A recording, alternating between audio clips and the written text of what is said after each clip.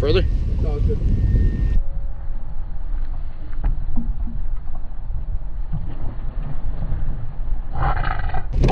That was easy enough.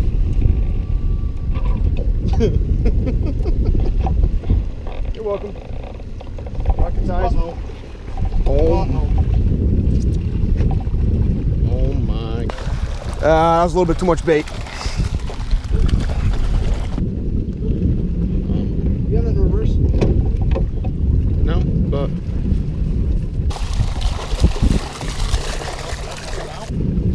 Are you letting some out?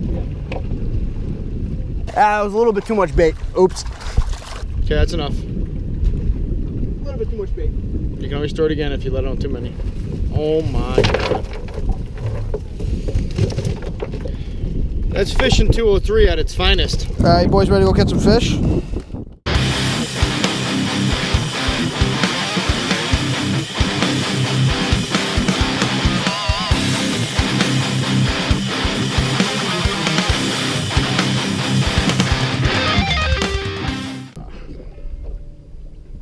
What's up, guys? Andy here from Fishing 203, and I want to show you guys the rigs that we use when we come out here and we catch our big striped bass. So it's a really simple rig. It's just a chunking rig with a fish finder on it that slides up and down the line. Now, really key important factor here: if you are using braid, make sure you use braid resistant fish finders. This is a like Durlin or nylon braid resistant fish finder, because the other ones will nick up your line and you'll lose sinkers and you'll lose fish finders, and you're just going to be losing money at that point and fish. So off of that, I have a 130-pound barrel swivel, and 80. You can get like 50 to 100 depending on what you're fishing around. When the bluefish come in, I tend to stay up the higher lines, like 80 to 100-pound fluoro or mono. I personally use mono because it stretches more. I tend to break off a lot more fish on the hook set when I use fluorocarbon, but a lot of guys like the fluorocarbon, especially when the water's a little cooler and the bass are a little more finicky. And on the leader, about as much as you can comfortably cast with. On here I got about 3 feet, 3.5 feet. And then to that I have a snelled 8/0 Gamakatsu octopus hook.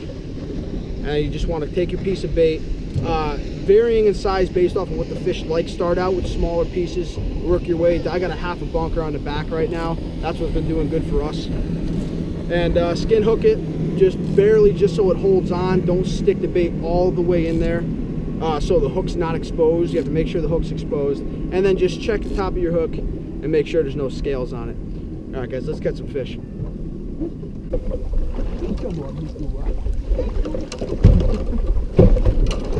What the? The guy just lifted it off that rock and a fish picked it up. That was cool. Gotta be. The dogfish ain't gonna eat it in midair. That was cool. It's not biting the striper though. It's a little tiny one. Look at the size of this thing. See the size of the chunk I gave him? Oh, that's cute. Okay, that's a keeper too, which is really funny. I barely even finished my little intro there, but 29.5-inch bass. I just popped my bait off a rock and she just smoked on the way up. So obviously this spot's loaded with bass, all different sizes. So I'm gonna toss this little guy back in the water and then we're gonna catch some bigger ones. Stay tuned.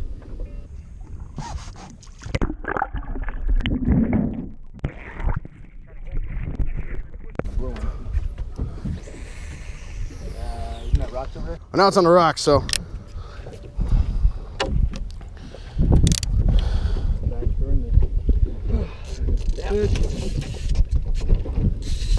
Shark? No, feels like a bass, honestly. Too big to be a shark.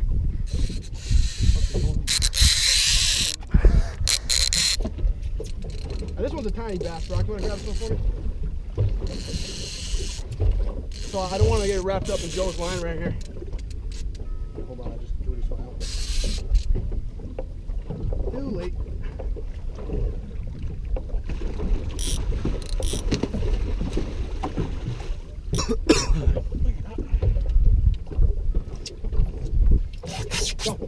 It's not taking drag, you just started bouncing. Oh, number dose, number dose.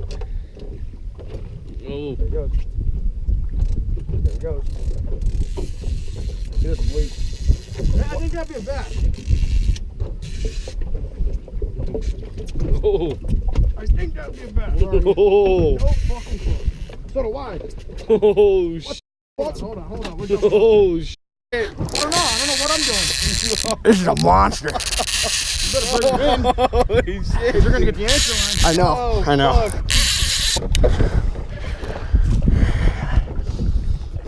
It's like 20 change. Stay. Stay away from the rocks. Under the anchor line.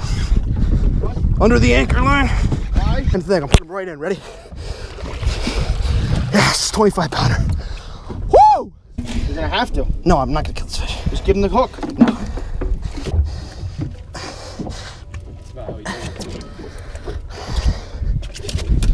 All right. Oh, it's so hard. Oh, do a sideways one. Like completely sideways, so I can use it for my YouTube. Ready? Yeah. Oh, big ones don't die. They're not big. All right, now I got to be like 23, 24 pounds. Yeah, that's a nice fish. Good? Yeah, she's shot. I tried to treat her good. Adios, baby. Alright guys, so this is how I normally hook a chunk. I use a big piece. I love using like basically a third or a half of a bunker. Take your hook, I put it just gently through the back, and then when it comes out, you just make sure that this hook tip right here is completely clean of scales, and right there will catch fish. That's ready to go. Back.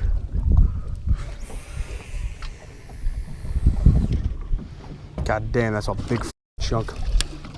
Love it.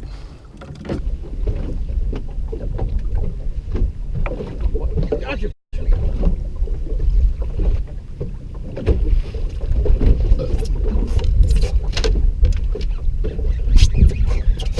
You gonna bring him in? Yeah. Put him in a little speed train. Yeah, I don't have to try. Try like this. That was a very weird bass, bro. That thing played there for a little bit. I don't know where he's going. I can do it. Look at that. Ah, boy.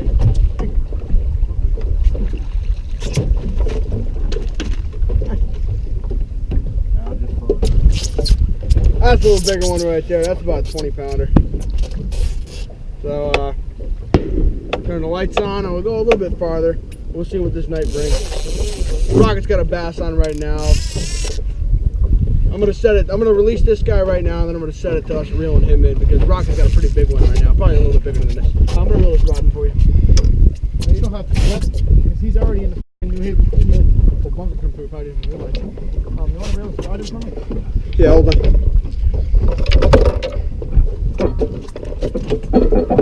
I don't know how well you guys can see this, but Brocket's got a very big bass on right now. Can you reel that rod in, please? Yeah, I'm gonna get this rod out of the way and then I'll grab you guys.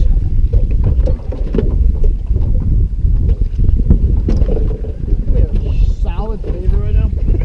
Grab the stokers. See what I got for video up here. Yeah, you can see it pretty good. I hope it don't run out.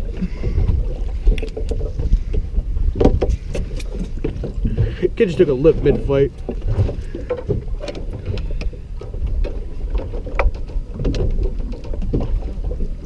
Turn him. It's obviously fast. I'm Dan Latham's here, right? It's the same exact size as the one. I get it. Oh, fuck. That was a 15-minute fight with 15-pound test mono. 4th of July weekend, boys.